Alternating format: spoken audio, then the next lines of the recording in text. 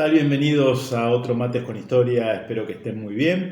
Vamos a retomar la historia de la Iglesia Católica y hoy nos vamos a referir a la Iglesia y el feudalismo. Es un tema muy interesante, el sistema feudal.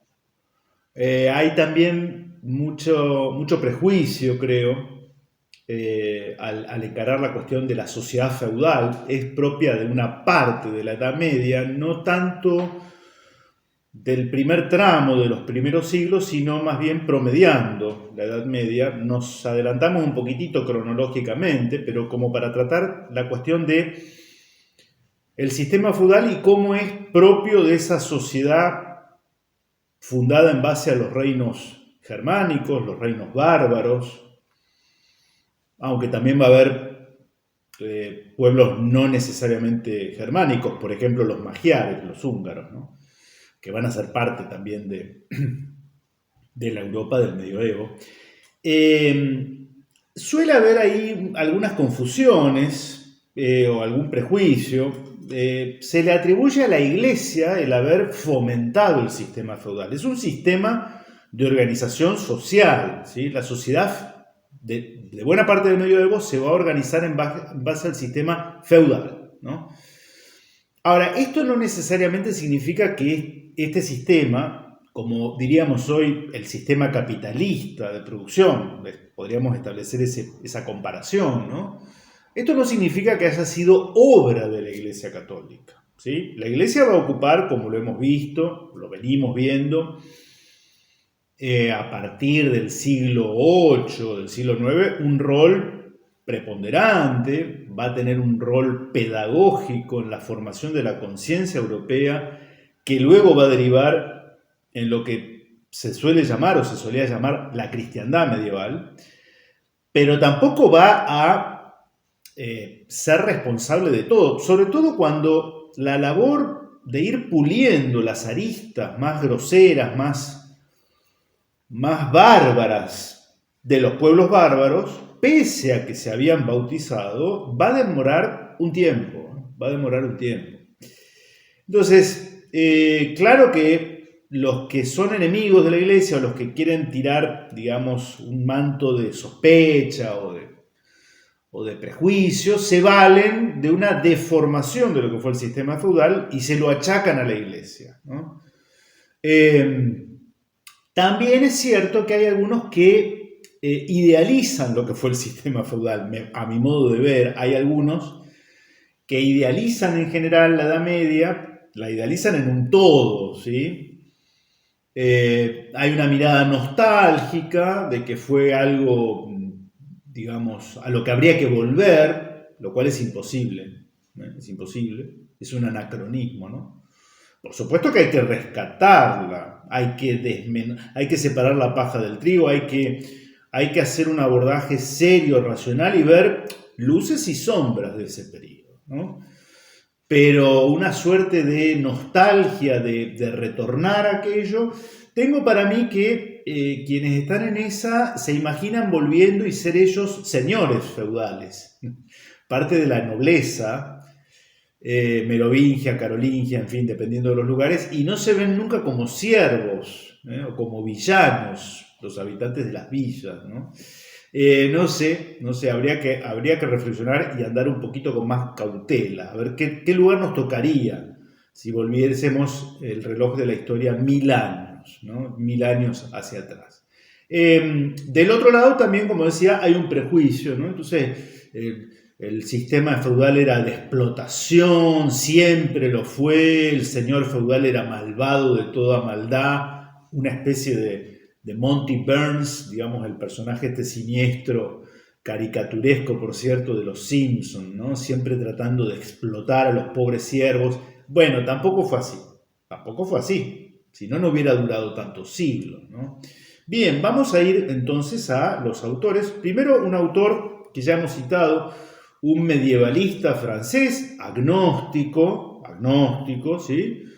Jacques Le Goff, que tiene una obra muy interesante, La civilización del occidente medieval. Vamos a ver qué tipo de descripción hace él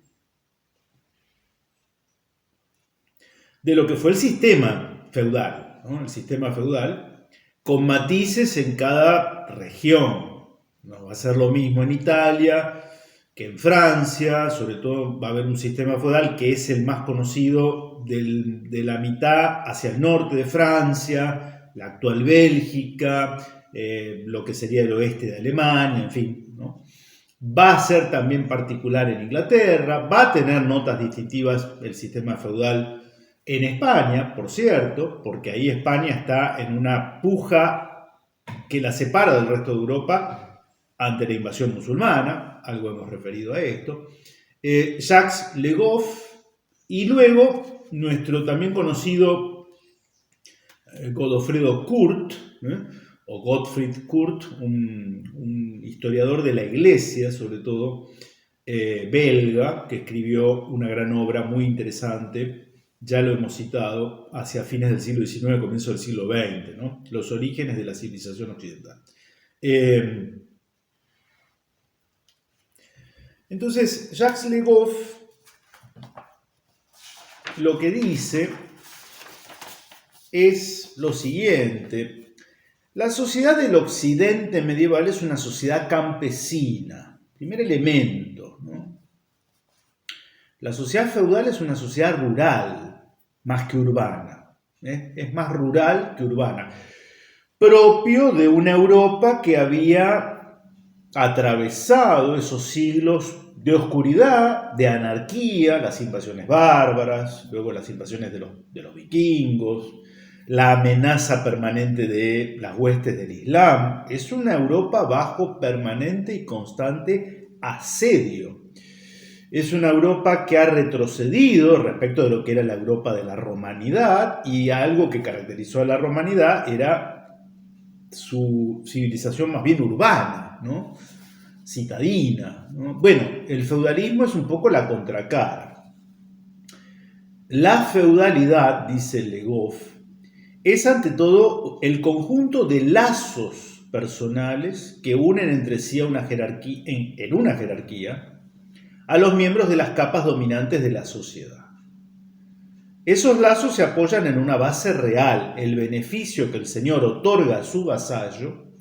Las dos clases sociales, aunque es una generalización y admite muchos matices, es la de que va a haber un señor, generalmente el dueño de la tierra, y va a haber vasallos o siervos, ¿no?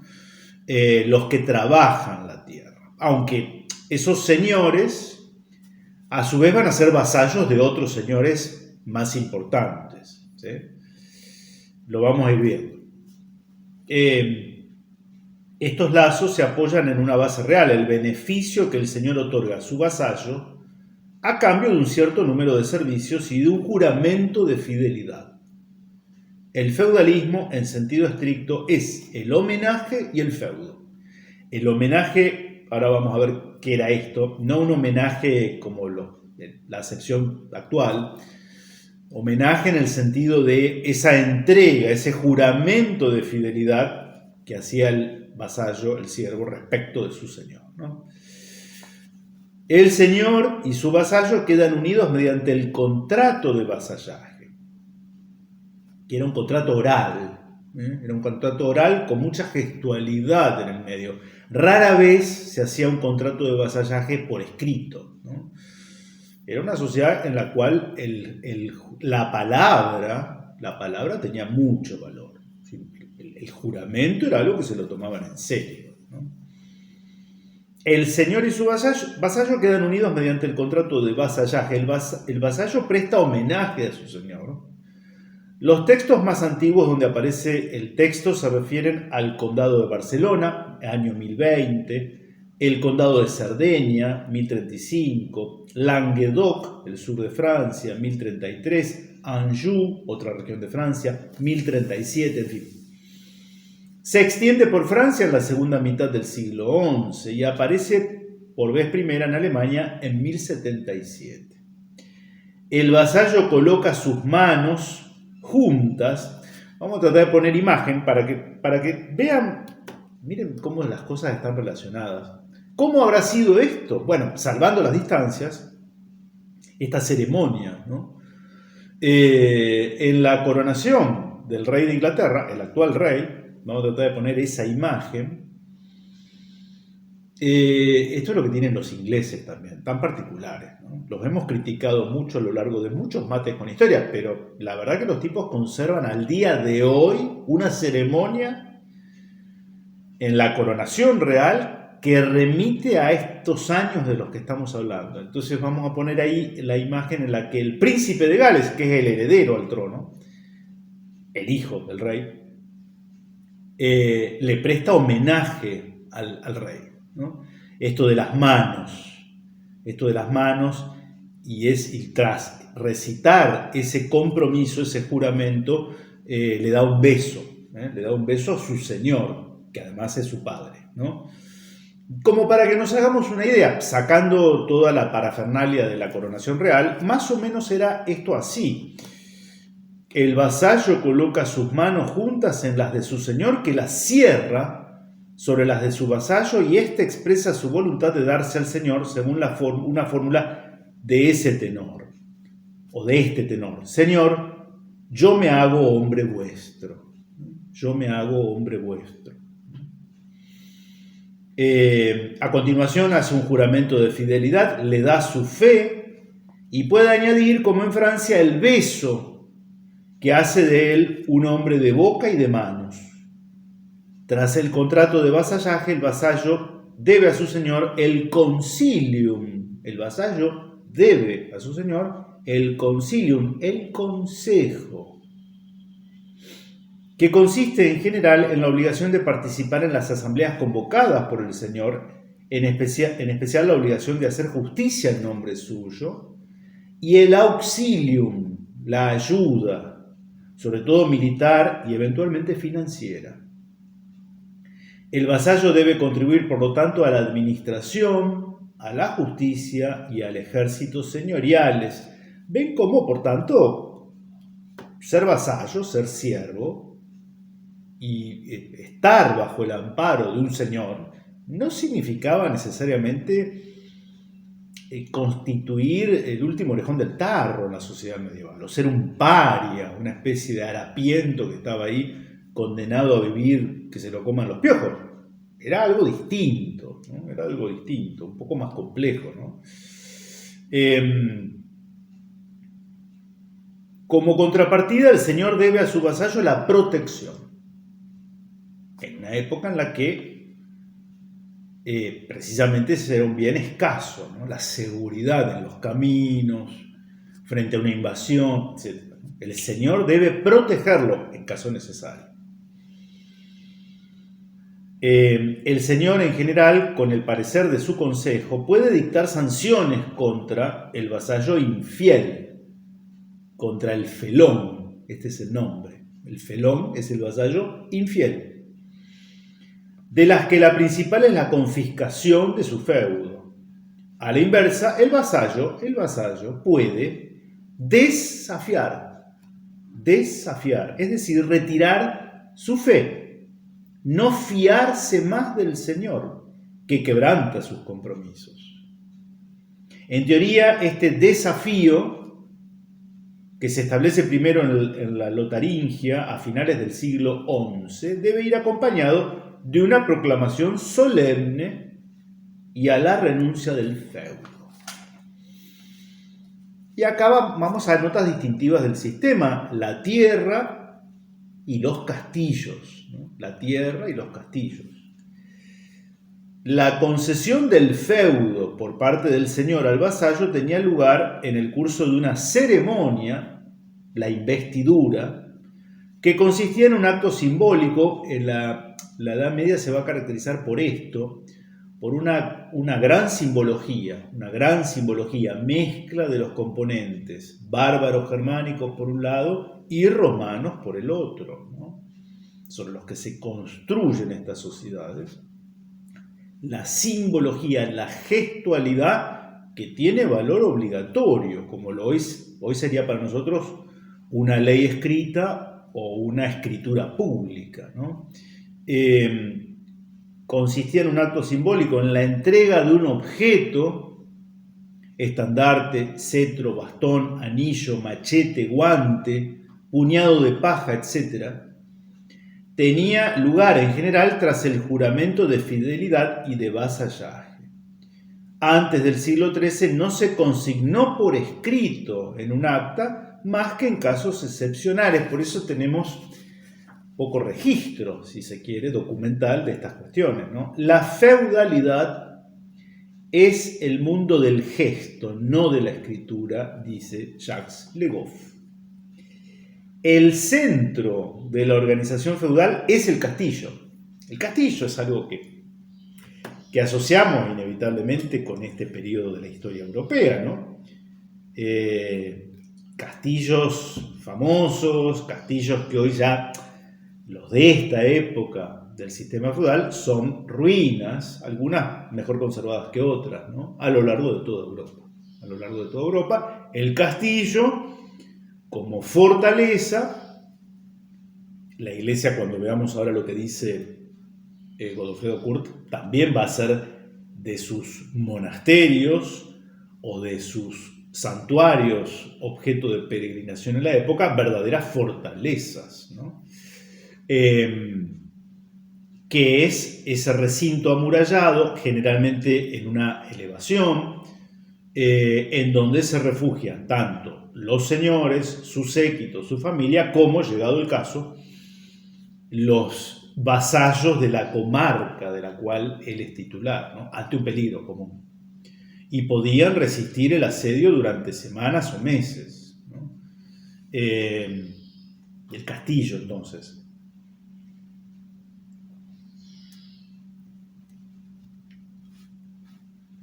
El centro de la organización feudal es el castillo.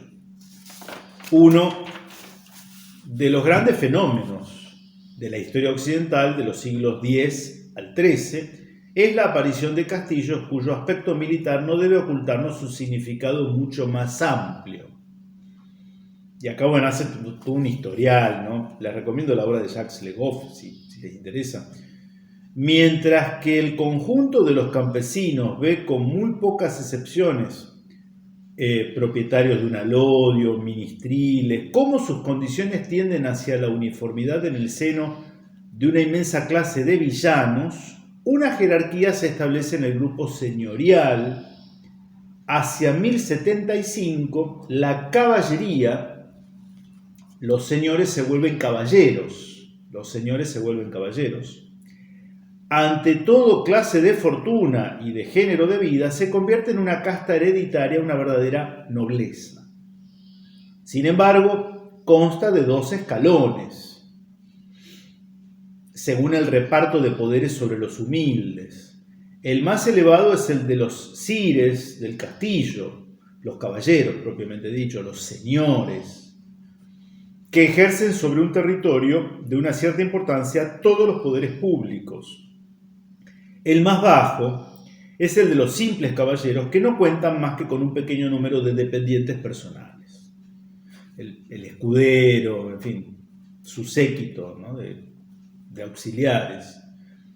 Desde su castillo, el señor es el dueño de un territorio donde él ejerce sus leyes o su conjunto de poderes, tanto privados como públicos. Es la señoría llamada banal, por más que el término banus fuera bastante raro en esa época. Se va constituyendo, se va consolidando el sistema feudal. Marc Bloch, dice Le Goff, distingue 2 clases de edades feudales. La primera, hasta mediados aproximadamente del siglo XI, corresponde a la organización de un espacio rural casi estable, en el que los intercambios son escasos e irregulares, la moneda rara y el salario casi inexistente. La segunda es el producto de las grandes roturaciones, el trabajo agrícola, ¿no? El relanzamiento del comercio, la difusión de la economía monetaria, la superioridad cada vez mayor del comerciante sobre el productor. Y continúa Jacques Le Goff describiendo el sistema feudal, por lo menos a grandes rasgos. Podemos sí también agregar que, como todo sistema, tiene causas concretas que le dan origen. O sea, este modo de constituirse, de organizarse la sociedad medieval,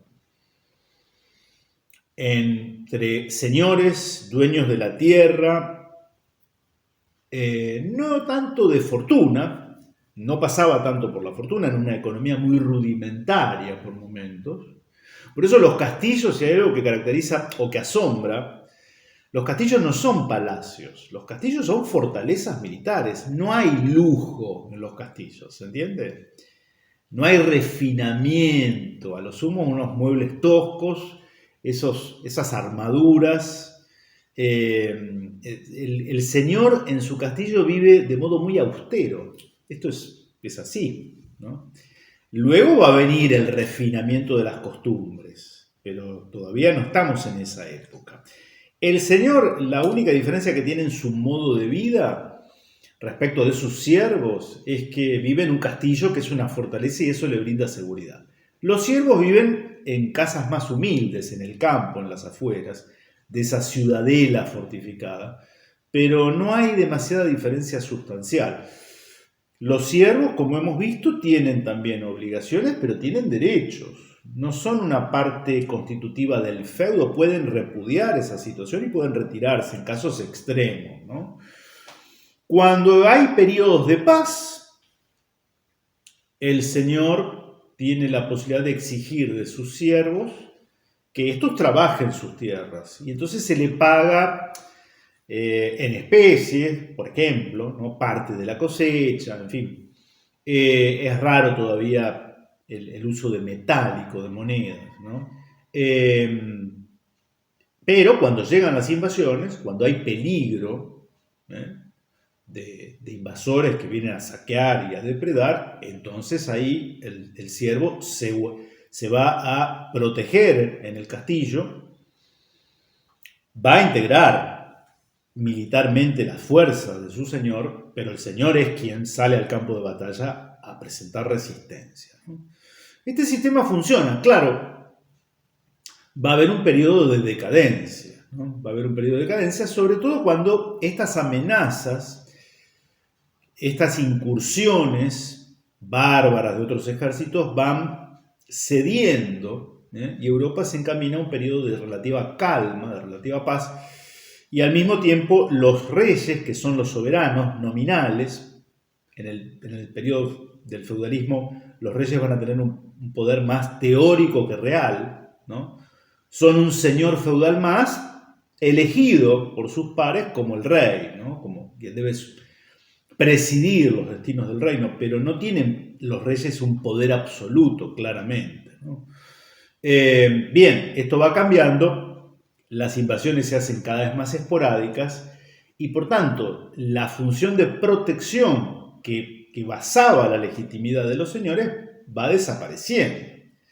Pasa una generación, pasa dos generaciones y el nieto de aquel señor feudal que había salido a enfrentar a los moros, a los turcos, a los vikingos, a quien fuere, ya no, de alguna manera se desnaturaliza su función. Esto va a dar lugar a ciertos abusos, es posible, sí, como en todo sistema, ¿no? Pero no esa historia que se ha pretendido contar, ¿no? De que esto era abusivo desde el comienzo, de que era un sistema de explotación de una clase privilegiada respecto de la otra. Y, por ejemplo, algo que me preocupé de checar desde hace ya un tiempo, si existió en algún momento como símbolo del oprobio del sistema feudal, según algunos, el famoso derecho de la primera noche o derecho de pernada, según el cual cuando un siervo contraía matrimonio, el señor feudal podía hacer uso del derecho a pasar la primera noche nupcial con la mujer de su siervo. Esto no existió. Es una fake news, es un invento. No hay registros históricos, documentados, serios, por referencias, por crónicas, salvo alguna situación muy anómala que es la que se ha invocado para decir, viste, el señor feudal tenía derecho a esto. No, pero son situaciones equívocas, ¿no? Entonces podríamos descartar que esto hubiera existido. Lo cierto es que también hoy se habla de la feudalización del poder, ¿no? Hoy estamos asistiendo. Hay un Estado, hoy, un Estado supuestamente con autoridad. Y uno ve en la realidad, no voy a generalizar, pero yo soy de Rosario, ¿no? En los barrios periféricos, ¿quién tiene más autoridad? ¿El intendente, el gobernador, el comisario o el narco? ¿Quién tiene más autoridad? ¿Quién tiene autoridad real frente a los vecinos? Me parece que el narco tiene una cuota de autoridad importante, ¿no? Que a veces el Estado ni entra en esos lugares. Entonces yo digo, aquel sistema que era un poco así, en el cual la autoridad central no existía, o lo era en teoría, y en realidad la autoridad era la de cada señor en su feudo, bueno, yo no miraría tan por encima del hombro o tan convencido de que esto ha sido enteramente superado. Quizá estemos volviendo a convivir con un sistema parecido. Claro, en el marco ya no de una cristiandad, sino de un mundo posmoderno, que no cree en nada. Esto es una cuota agravante. Bien. ¿Y qué pasaba con la iglesia? Miren que Godofredo Kurt es un hombre que es un católico convencido, ¿no? Y que su obra es muy laudatoria respecto de la iglesia, y sin embargo él describe de modo muy crudo que la iglesia tiene que convivir y va a ser un desafío. Es un librito que no es el que hemos estado citando, sino que se llama La iglesia en las encrucijadas de la historia. La iglesia en las encrucijadas de la historia, una de ellas es el feudalismo. Y Kurt nos dice lo siguiente: sería necesario ver lo que eran en estos primeros siglos de la Edad Media estos pueblos nuevos que acababan de encorvar la frente bajo las aguas del bautismo. Fuera de las excepciones que son siempre las almas de élite, no estaban aún sino en el umbral del cristianismo. Y si estaban bautizados, no estaban en absoluto civilizados. Amaban sinceramente la religión cristiana, pero su amor era a menudo grosero e interesado. A sus ojos había dos maneras para un discípulo de Cristo de dar testimonio de su fe: dar golpes vigorosos a los enemigos y hacer grandes liberalidades a los pobres, donaciones a los pobres. Creían ellos, como nosotros, que la limosna cubre la multitud de los pecados. Y como tenían muchos pecados que hacerse perdonar, se mostraban generosísimos con la iglesia. Nada más meritorio, pues la iglesia era la madre y nodriza de los pobres.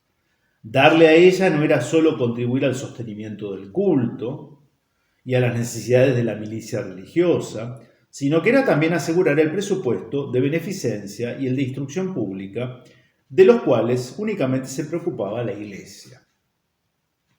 Por eso, para salvación del alma y remisión de los pecados, como decían en sus actas de donación, los hombres de este tiempo se interesaban por enriquecer a las instituciones religiosas o fundar otras nuevas.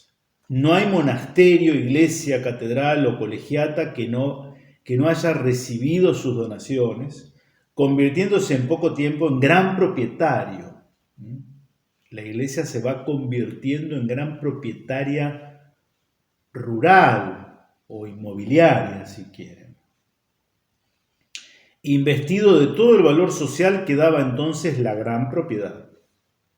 Más de alguno de estos establecimientos llegó a ser una verdadera potencia, sobre todo desde el día en que los reyes, sobrepujando la liberalidad de los grandes, repartieron su autoridad con la iglesia, acordándole en feudo condados enteros.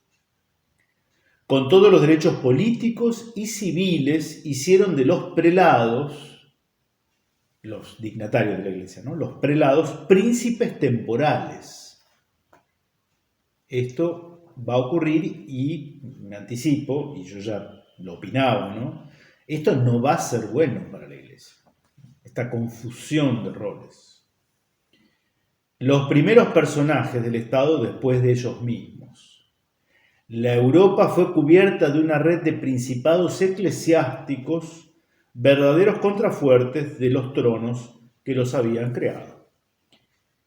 Pero lejos de ser para la Iglesia una fuerza verdadera, toda esta riqueza y este brillo vino a ser, al contrario, para ella un peligro. Lo dice un historiador católico, ¿no? Por eso me parece interesante detenernos. Y esto de la nostalgia de que este fue un tiempo estupendo. Fue un tiempo en la historia de la Iglesia. No hablo de las violencias de los bandoleros y expoliadores, que eran en suma delitos incontestables contra el derecho y el orden público. Se trataba de un mal más universal y rotundo, dice Kurt. Opulenta y desarmada a la vez, obligada a confiar a manos de laicos la espada que el Estado ponía en las suyas, y a consecuencia de la ausencia dinástica, o sea, ya se había impuesto en la Iglesia occidental el celibato sacerdotal. O sea, los curas hacían voto de castidad, ¿no? Se obligaban a vivir en castidad, no contraían matrimonio. Esto era la teoría, ¿no? Esto tiene un origen disciplinario, también para poner un poco en caja, ¿no? En esas sociedades tan confundidas con las inclinaciones y los apetitos carnales de las sociedades bárbaras, ¿no? O de la Roma de la decadencia, la Iglesia, como modo de preservar a los suyos, de que se mundanizaran en ese sentido, establece este criterio disciplinar de que el orden sagrado, el sacerdocio, implica también un voto de castidad. Pequeña digresión para entender esta alusión que hace Kurt.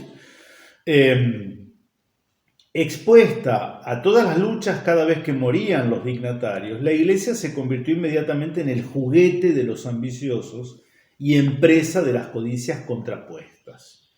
Aún aquellos que en las horas de recogimiento o de arrepentimiento se habían mostrado más generosos hacia ella, disponían sin escrúpulos de sus dignidades, persuadidos de que las larguezas concedidas les daban un derecho de tutela o de protectorado.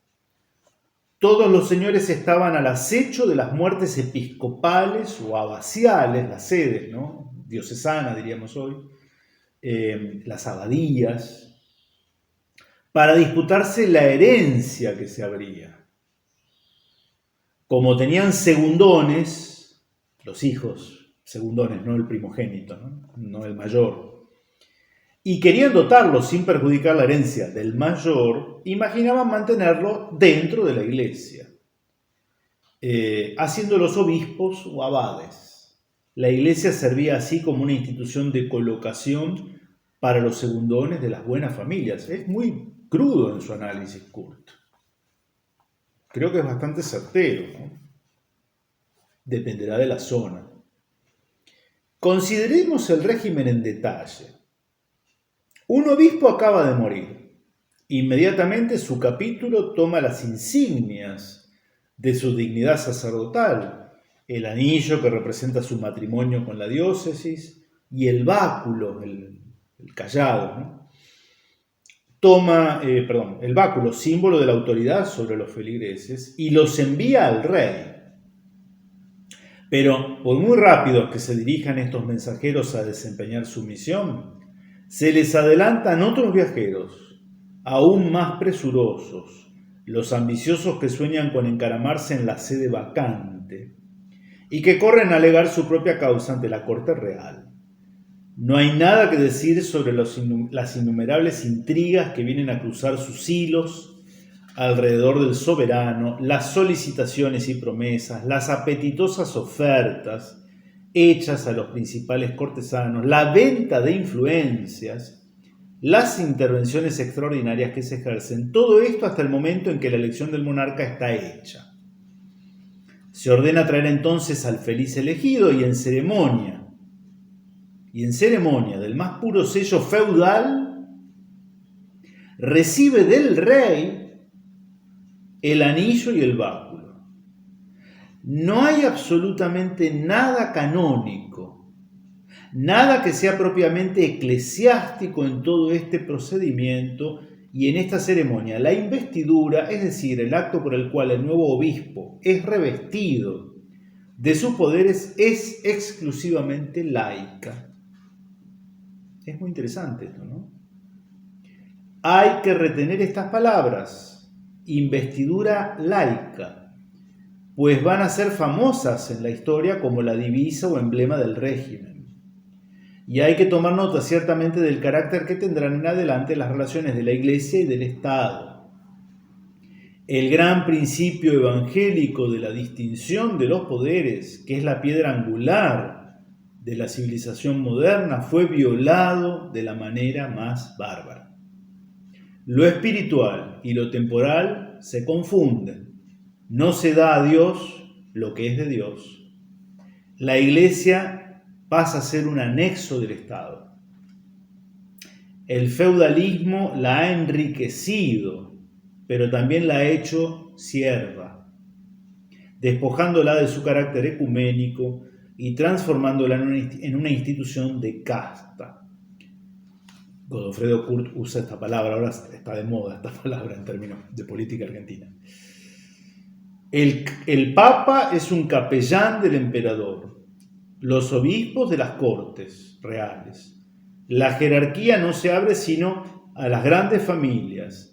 Nace un feudalismo eclesiástico, paralelo al feudalismo militar y reclutados el uno y el otro en la misma clase.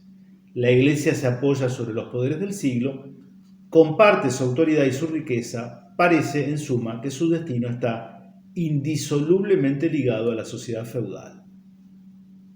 Y acá relata algo que era, la verdad, se vuelve una práctica no habitual, pero existente, que era la simonía. La simonía ese término se utiliza para designar la venta de cosas espirituales.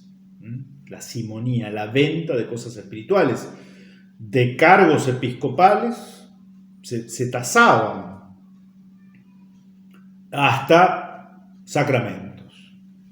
Esto, por supuesto, claramente está muy alejado del mensaje evangélico y de eso que debería representar la Iglesia. No va a ser generalizado, pero va a existir, y frente a eso, y termina Kurt, pero ya no lo puedo leer porque es muy largo, ¿no?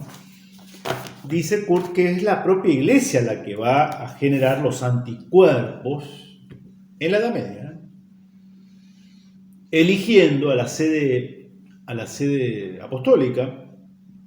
Él hace referencia a un papa en concreto, León IX, a gente capacitada que ve este peligro y que va a tomar el toro por las astas y va a dar un volantazo, ¿no? Porque lo de León IX, que es propuesto por el emperador Enrique de Alemania, no hace protesta alguna, no se indigna, no dice que eso no era posible y que había que volver a otro sistema en el cual el papado no estuviera a merced del poder temporal de turno, ¿no? Esto sería más o menos como si hoy el papado lo definiera el Consejo de Seguridad de la ONU, ¿se entiende? O el G8. Esto era lo que pasaba hace 1000 años, ¿no? León o Gregorio, no recuerdo, Gregorio o León IX, son nombres muy usados en el papado del medioevo. Una vez en la sede apostólica, entonces a partir de ahí encara una reforma y va a establecer lo que es el modo de elegir al Papa, ¿no? Ahí es donde surge esta idea del colegio de cardenales, en fin, que es un poco, salvando las distancias, lo que desde hace 1000 años caracteriza la elección del pontífice. Bien, ven cómo el feudalismo daría para mucho más, pero saben ustedes que nos limitamos a sugerir algunas lecturas para quienes les interesa este tema, ¿no? Pero no agotamos el tema porque no tiene sentido. No es la dinámica de Mates con Historia. Espero que les haya interesado, gustado este Mates con Historia. Vamos a seguir intercalando historia de la Iglesia, historia argentina. Nos vemos la próxima. Que tengan una buena semana y que Dios los bendiga. Que estén bien.